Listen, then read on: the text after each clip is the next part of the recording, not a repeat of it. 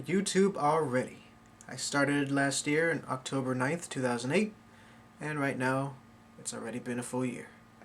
I thank all the subscribers who subscribe to me, and one very special thank you to Learn It, Live It, or Die, who helped promoted me with my subscribers and stuff.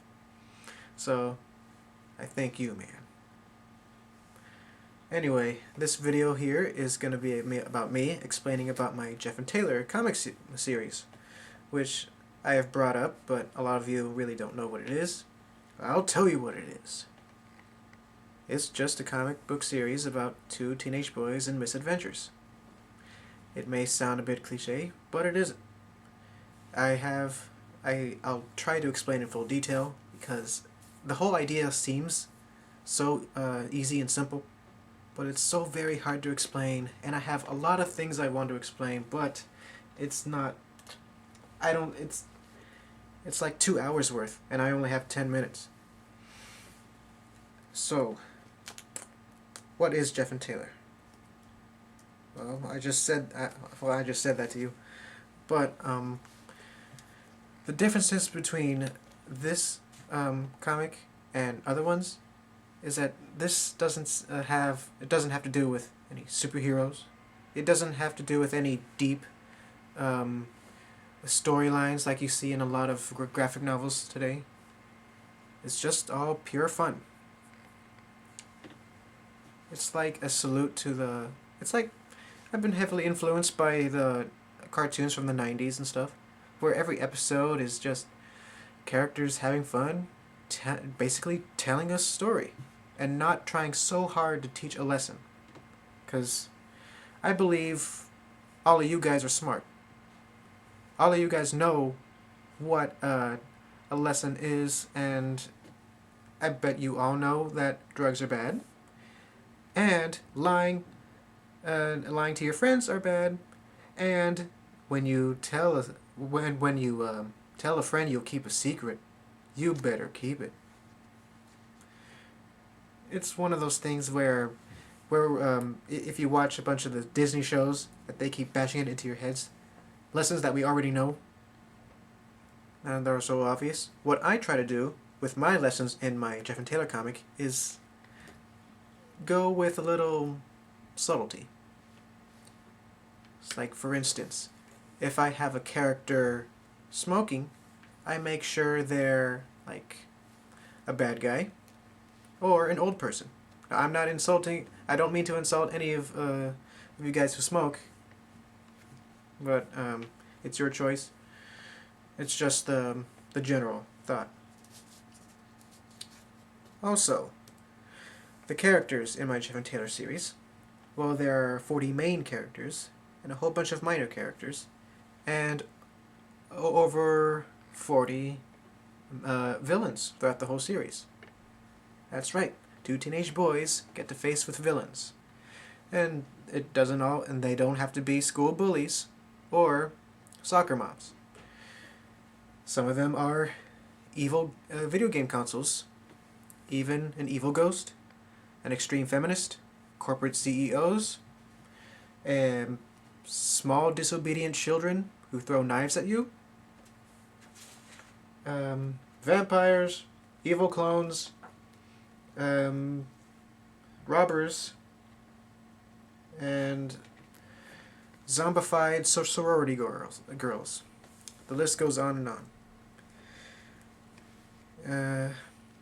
I have an example of a spread that I'm currently working on. It's for my episode 2 remake.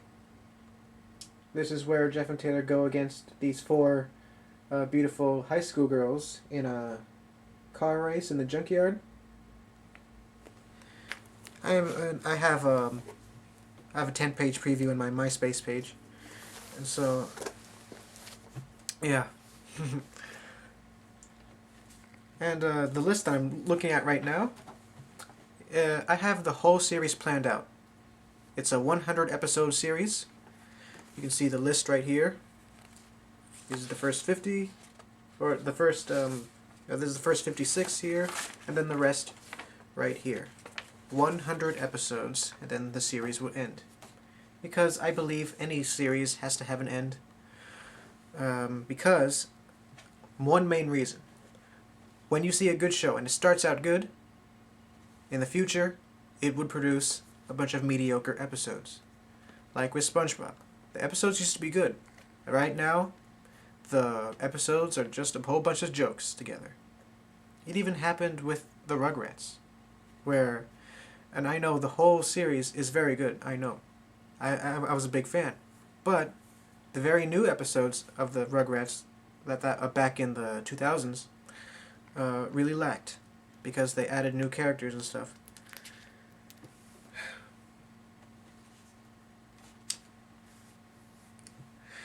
So yeah, what do I plan to get out of this if it ever gets published?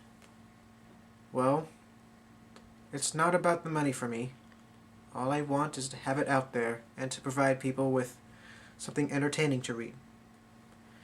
And you gotta give me credit. I mean, it's like I'm promoting reading a comic rather than just watching TV. Because if you were to just read um, one of my episodes, it's basically like a normal or basically better than TV. Because, well, it's kind of hard to explain, but it is.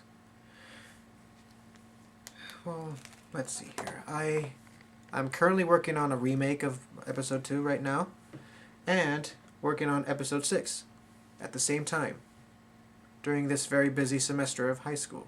I mean, art college. And I'm very determined on this. If you're working on a comic series, or basically have an idea for a show or something, here's one thing to remember. If you want your show or comic to be original, it's best to have a whole bunch of inspirations, rather than just one. Because if you only focus on one inspiration, then you're most likely going to make a ripoff of that. That's why I have an inspiration of the stories, different stories in Jeff and Taylor. I have the 4 main ones. Kenan and Kel, Aqua Teen Hunger Force, Case Closed, and Fresh Prince of Bel-Air. They all help me think of new plot ideas and new jokes. And I also listen to a bunch of rants on YouTube to see what people want. Like the Y2K by 80s 90s Icon. That really helped me to know what people wanted. So yeah, I'm beginning to run out of time here. I'm gonna go somewhere later. And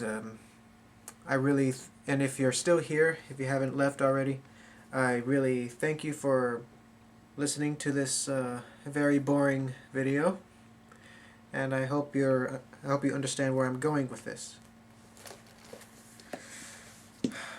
I know I'm not a very excited person, but hey, that's just my personality. But I'll tell you this, my comics are not boring. It's like up in this head. I have a whole bunch of ideas and stuff that I just don't want to give away.